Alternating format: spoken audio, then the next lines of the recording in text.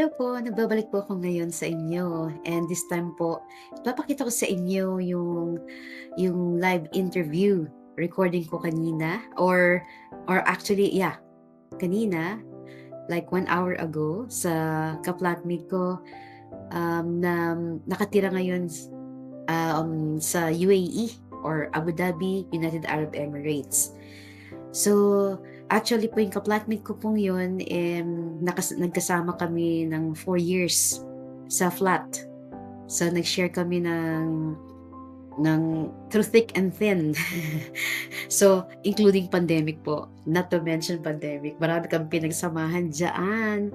Kaya naging strong yung bonding namin, you know. So, pero ngayon sila, actually, tatlong tao or not only her, but may dalawa pa akong ka-flatmate na nandoon pa rin hanggang ngayon sa flat namin. So, nag-share kami, naging close friends, and bonding moments namin during pandemic, not to mention, very exciting po. So, now, watch it po. So, do stay tuned at hopefully mag-enjoy kayo.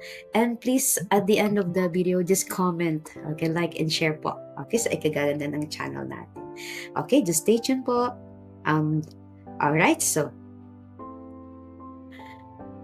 okay, nagbabalik na naman po ako. Actually, meron tayong guest ngayon sa channel ko. So, siya ay nasa Abu Dhabi ngayon, United Arab Emirates. So, siya po ay isang OFW. So, siya po yung ka-flatmate ko noon. So, ngayon po, introduce ko na siya. Siya po si Ate Claire or we call her Clara, Ate Clara. So, Ate Claire, introduce yourself. Kamusta ka muna dyan? Ano yung temperature dyan ngayon? Kamusta ang weather? Temperature dito ngayon, nasa, medyo bumaba na konti. Sa plus 40 something. 40 pa rin? 40 mga. O kasi, humid pa. Okay. So, mainit pa rin sa Makatuwid. Dito, lamig. Dyan sa kanila lagyan mo ay malamig. Okay. Ate, may mga question ako sa'yo. Okay, to start with our parang casual discussion. Interview live. Recording pala. Okay. Ate Claire or Ate Clara, ano po yung niyo? Paano kayo nakapunta dyan? At anong taon kayo nakapunta dyan? Nakapunta ako dito noong 2018 ng 8. And then, dahil sa aking first cousin, siya ang kumuha sa akin kasi ako ang nag-alaga sa mga nag-work siya. Iyon, dalawa niyang anak, ako yung nag-alaga. And then, at the same time, pinag-alaga pa niya ako ng ibang babies. Parang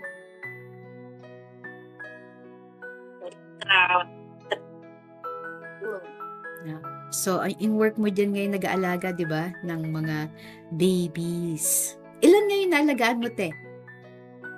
Bali, tatlo sila ngayon. Tatlo. Pero iba-ibang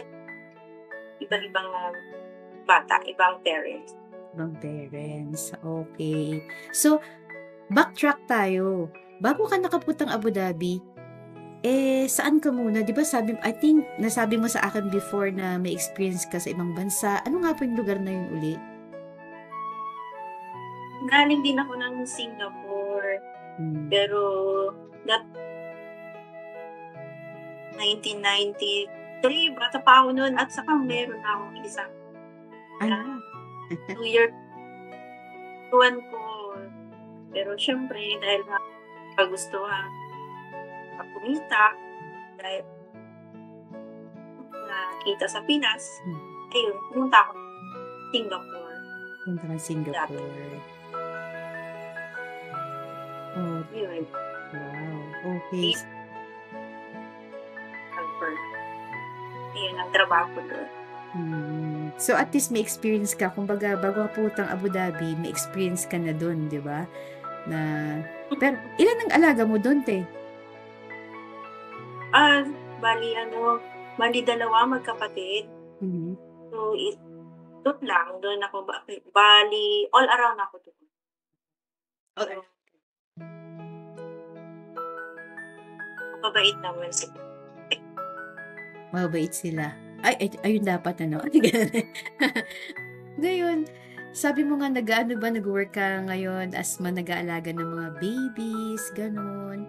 Ano yung nafe-feel mo? I mean, sa tagal mo na dyan sa Abu Dhabi ngayon, ano ano ba yung, gusto mo bang ipagpatuloy pa? Or how do you feel na nag-aalaga ka ng ibang bata? Ganun. Namimiss mo ba yung family mo? Oo naman. Mm. Diba, yung nag-aalaga ka na iba, tapos iniwan na, yun na, maluluha na yata ako. Maalaala mo kaya? Sige. Talagang mahirap nga talaga. Pero okay naman kasi ang ano ko na lang, ang sasalubin ko na lang, parang dito ko sa pag-aalaga sa mga alaga ko ngayon. Kasi parang give and take ba, dahil sa kanila, kung ako ng kita, di ba? Na yun naman ay ipapadala sa Pinas. Dakilang ina. Yun na isang dakilang OFW bilang ina. Ating sa ngayon, may plano ka bang bakasyon? Man lang. Tignan natin, magbabakasyon or di pa natin alam. Di pa natin masasabi yan. So, sa ngayon, tama?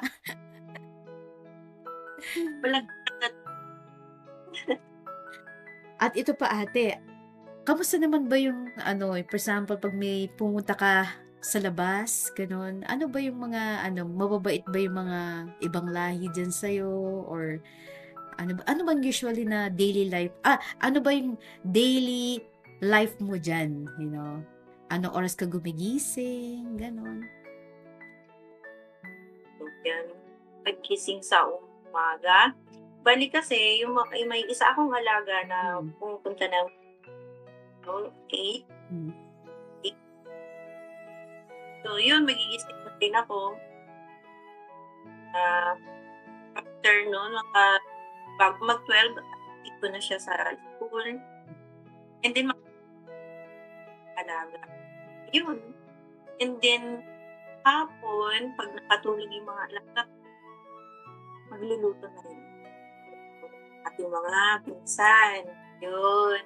Tapos, vlog ko na rin yan. Wow. O nga pala mga viewer ko, yung mga ka-viewer ko dito. Meron pala si Ate Claire na binablog as a reel sa Facebook niya. Active po siya doon kasi lahat ng mga pagkain Pinoy, pinapakita niya. Ate, remember, nag-try tayo niya noon, di ba? Unang vlog natin. Ko yan sa inyo, ni Snowy. Yan. Yan yung mga, kumbaga, naiwan nyo ba? Naiwan yung pamana nyo sa akin. Wow, binaiwan kami. Ito ng mga, imbutido, saka yung siomay, yung part-time mo na rin yun, di ba? Nagpa-part-time ka noon sa pagluluto mo mga ganun, like kasaba.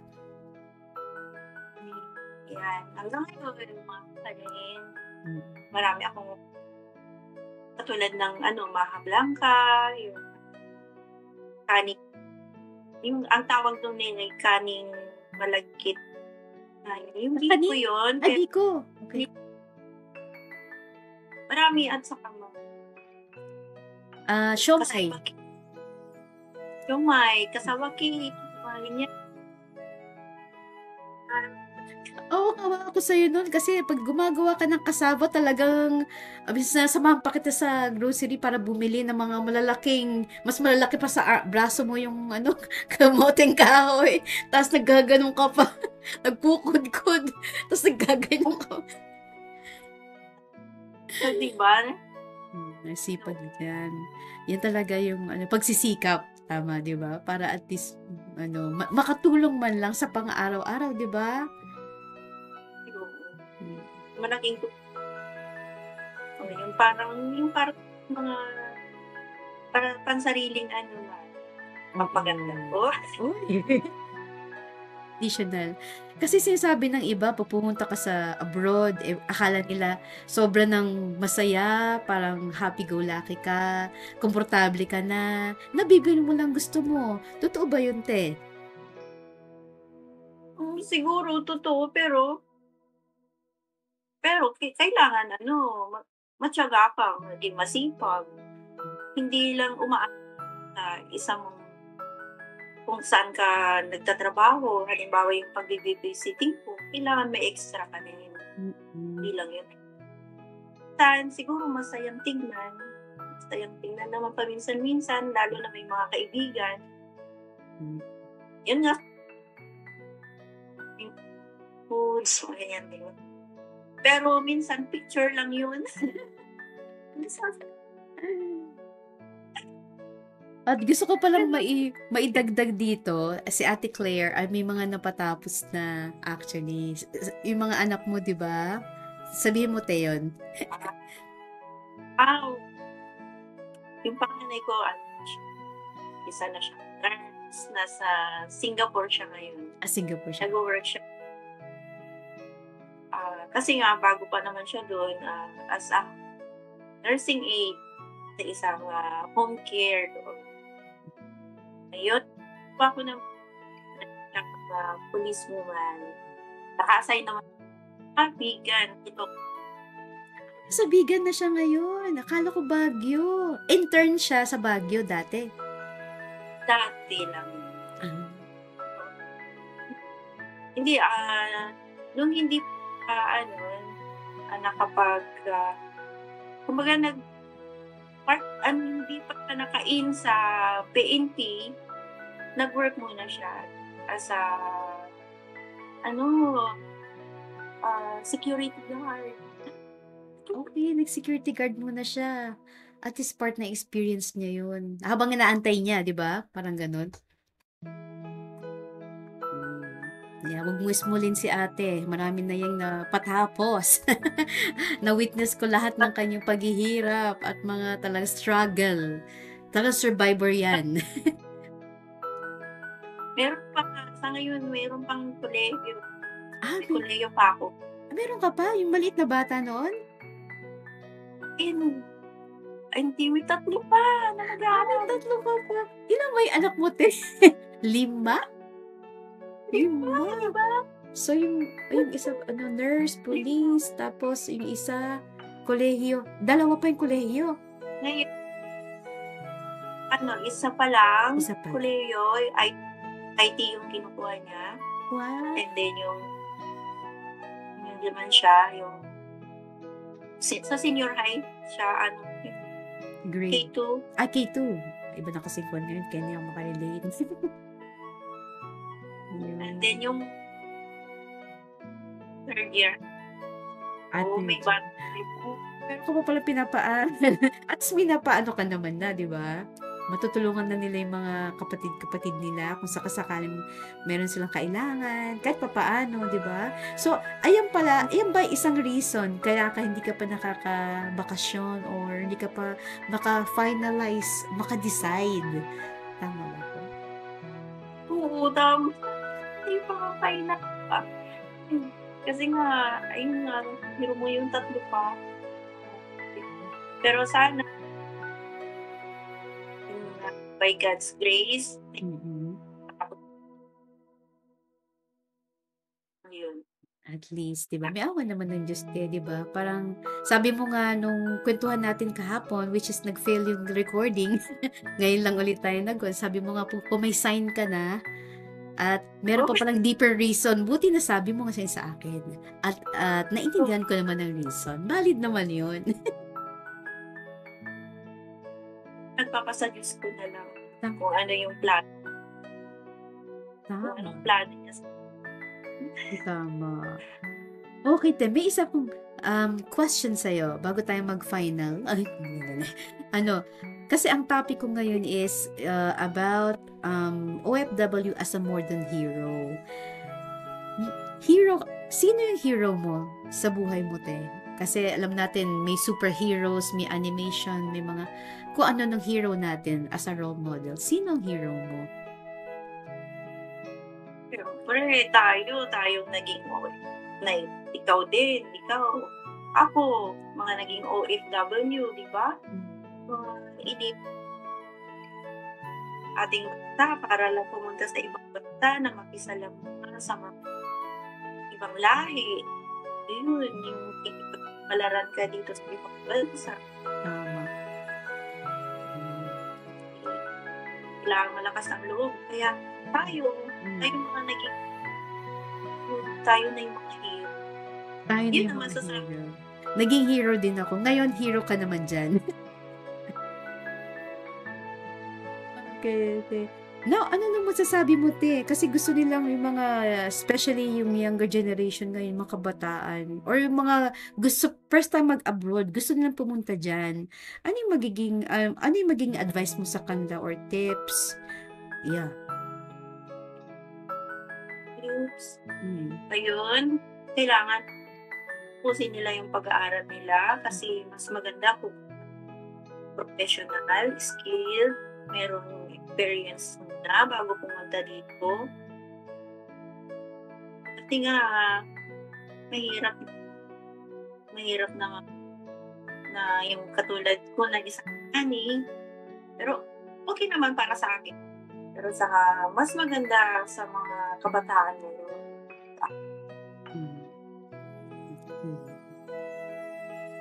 Mas maganda magiging professional.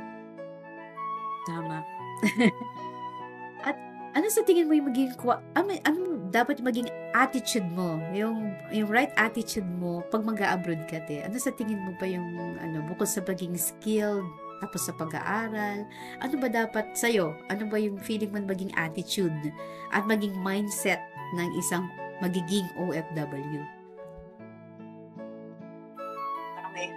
Syempre, kailangan, patient, may patience sila, diba? Kailangan,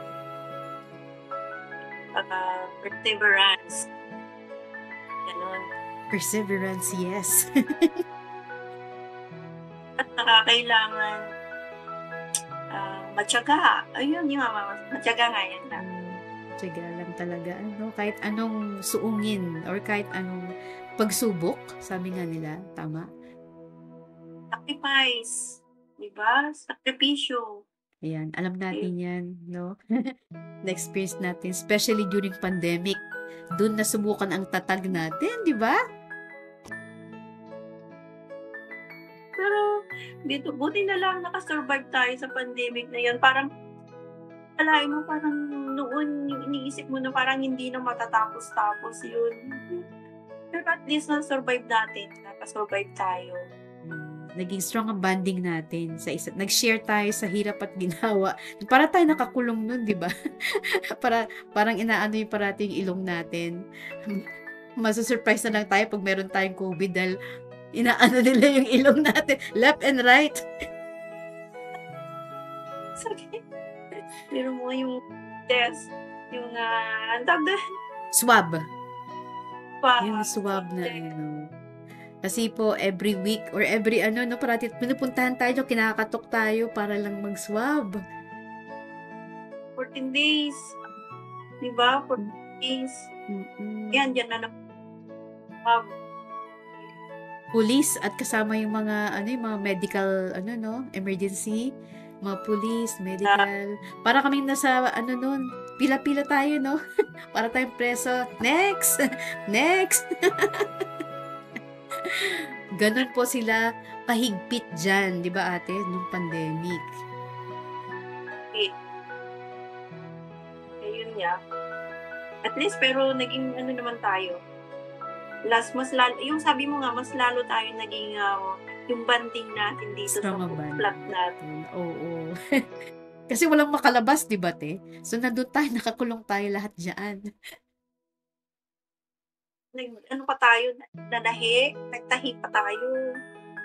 Nagtahi tayo ng mga mask. Ay, oo, tama ka ba? Oo. Naging creative po kami noon kasi yung ano namin, yung pinsan mo te, 'di ba? Nagtahi ng mask. Ay, pati ikaw, tinahi mo. Bumili siya ng ano lang, yung ano, yung tawag na makina na ano, Portable mini, sewing machine. Yung maliit lang na gano'n, 'di ba? Yun, see? Mga Pilipino creative at resilient, 'di ba? Ate, now, ngayon, last question ko sa'yo, ano naman ang mensahe mo sa inyong anak sa Pinas, sa family mo? Ano yung mensahe mo sa kanila? ang side. Kasi yun, para sa kanila, basta tipin nila pumunta doon na nagtrabaho dahil para sa kanila mabuti. Di parang ngayon Sige, go, te. Basta ano. at na paano nag-aaral, gayahin nila yung mga ate nila, yung sundan nila yung yapak ng kanilang mga ate. Diba, nag-aral para makapagtapos. So, dito lang ako. oh, nandito lang daw si mama, nandyan lang sa inyo. Kaya kailangan sumunod sa footstep as yung wish niya para makatapos din yung footstep ng mga sister, mga kapatid niya, di ba? Ganun. Para maging successful. At least, di ba? Role model, you know. So, ang hero natin, mga ka-viewer, ang mga hero natin ay OFW. Of course, marami tayong hero, di ba ate? Pero, ang pinaka-dakila at pinaka-nangunguna ngayon is OFW. Kasi maraming gusto pumunta sa ibang bansa para makipagsapalaran. Hindi nila alam kung magtatagumpay sila o magiging failure. Tama? So, kailangan. Yun nga, yung maraming, yung sabi mo nga, tatagumpay failure, ilan ka yan, na yun, nawala ng work, company nila, close na, trabaho, pero nag-try pa rin, gumagawa pa rin maging andyan yung mga Pinoy na nawalan ng trabaho, sabi mo nga, tas kailangan pa rin gumawa ng paraan, basta nandiyan, gagawa mo yung paraan, kesa minsan umuwi na rin sila kasi nga during pandemic, di ba, marami nawalan ng work, ang hirap mag-apply ng trabaho, di ba? Na-witness ko yan, di ba? Naano natin yan, ang hirap. Ayun lang, te. So, salamat sa iyong pagpapaunlak sa interview na ito. Sana nag-enjoy ka at nag-enjoy ako, te. Para kamustahan na natin to. Yan, ate. Yun, susunod uli, magbalik-taktakan tayo. Kwentuhan tayo. Ayun. Tungkol naman sa'yo, yung baka gusto mo pang bumalik ulit dito, kapag ano naman. Soon, te. Soon. Kasi andyan pa si Sister Raka, Sister Ret, di ba, sa Dubai. So, nagdadalawang isip ako, pero parang inisip ko kayo. Gusto ko makita kayo. Excited ako. Maghalaan tayo. At magkita-kita. Halaan. Oo. Pero sa tingin ko, ang mga requirements ngayon, te, medyo dinagdagan na nila, I think, yung mga visit visa. I think they have, yung dapat may 3,000 dirham sila as show money. Show money na ngayon. Dinagdagan na nila. about mas more sa yung 3 more than 3. Okay. Unlike before, di ba, parang visit-visa ka lang, may affidavit of support, tas meron ka lang parang, yung parang parang certificate from employer na ganitong sisweldo mo, okay na yun noon eh. Certificate from employer na 5,000 and up, ganun. Alam mo, ay, ko kasi si Nobi nun, di ba? Visit-visa ko si Nobi, parents ko. Ako na ganun nun. Mga magulang mo, di ba? Sige ate, hindi ko napahabain. Baka napapatulog ka ba ni baby? Meron ka mang alaga dyan ngayon na hindi pa natutulog, sabi mo nga. Ayun, buti nga mababait naman. Ay, mababait naman. Nagdidirect na siya kanina, iniwan ko. Papikit-pikit na siya. Pikit-pikit na siya. Sana next time si Brielle, no? Sana next time si Brielle. Diyan mo nagtatapos ang aking interview sa aking ka-flatmate, former ka-flatmate, dyan sa Abu Dhabi, UAE.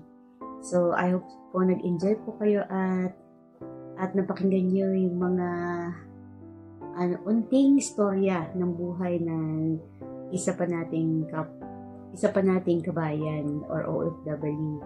So, ngayon, lahat tayo mga hero sa buhay, pero minsan, ang hero natin ay kailangan na impluwensya sa ating maganda sa ating buhay. Or dapat na suriin kung ano yung magiging impluwensya or magiging impact niya sa ating mga buhay. Ayan po yung yung first episode ko ng Hero Unfolds.